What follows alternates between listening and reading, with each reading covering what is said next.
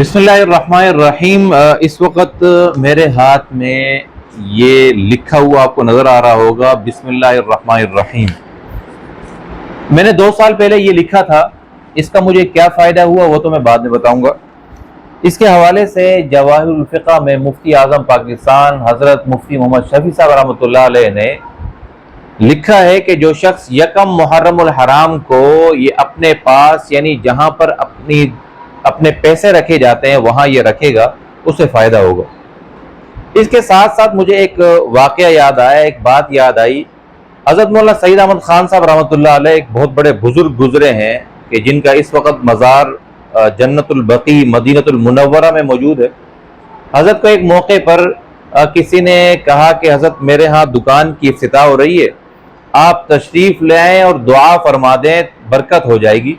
तो हज़रत ने फरमाया कि सईद अहमद खान इतना बड़ा नहीं हुआ कि तुम हलाल और हराम की तमीज़ न करो और मेरे आने से बरकत हो जाए। तो भाई ये जितने भी इस तरह के, ये तो ना कोई फ़र्ज़ है ना कोई वाजिब है, बल्कि मुस्तहब भी नहीं है, बल्कि एक पसंदीदा अमल है और मुजर्रब अमल है जो हज़रत ने अपनी किताब में जवाहिरुल फ़िक़्ह में लिखा। इससे हमें ये मालूम होता है कि जिस तरह से हमारे बुजुर्गों का असलाफ का तरीक़ा कार था, ये उन तमाम तर अल्लाह रब्बुल आलमीन के बतलाए हुए ज़ाब्तों पर अमल करने के बाद है। यानी जो भी हम माल कमाए वो हलाल का हो, उसमें किसी का हक ना हो, न उसमें हुकूकुल्लाह बचे न उसमें हुकूकुल इबाद बचे। हम आम तौर पर माल को जब कमा रहे होते हैं तो उसमें हलाल हराम की तमीज़ नहीं करते, लेकिन कमाने के बाद जब यकम मुहर्रम आ जाता है फिर इस तरह के जो है वो रुकिये लिख कर उसमें रखते हैं कि अल्लाह रब्बुल आलमीन इसमें बरकत फरमाएंगे। कुरान मजीद में आता है ना कि इन्ना सलात तन्हा अनिल फहशाई वल मुनकर, नमाज बुराइयों से रोकती है।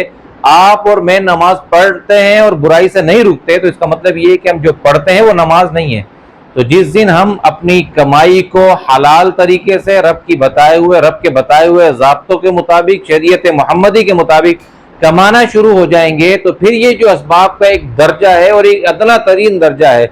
वैसे तो जो शख्स भी हलाल कमाएगा उसमें हर 2 सूरत बरकत होगी, उसमें तो बरकत का अल्लाह ने वादा फरमाया है। उसके बाद फिर असबाब की हद तक ये चीज़ें भी इख्तियार की जा सकती हैं, इसमें कोई ऐसी बात नहीं है। तो सबसे पहले अपनी कमाई पर फोकस किया जाए कि जो कमाई हम कमा कर लाते हैं और जिस दराज में हम ये लिख कर रख रहे हैं, आया उसमें मौजूद माल वो हर एतबार से पाक है या नहीं। बाकी ये कि मुझे इसका क्या फ़ायदा हुआ, मैंने 2 साल पहले या 3 साल पहले ये लिखा और उसके बाद आज मैं ये लिख रहा हूँ। मैंने लिखा और अपने पास रखा। जहाँ पर मैं काम करता था वहाँ पर मेरी आमदन में दुगना इजाफा हो गया था। ना मैंने कुछ कहा वहाँ पर, ना मैंने कोई एप्लीकेशन लगाई, कुछ भी नहीं लगाया।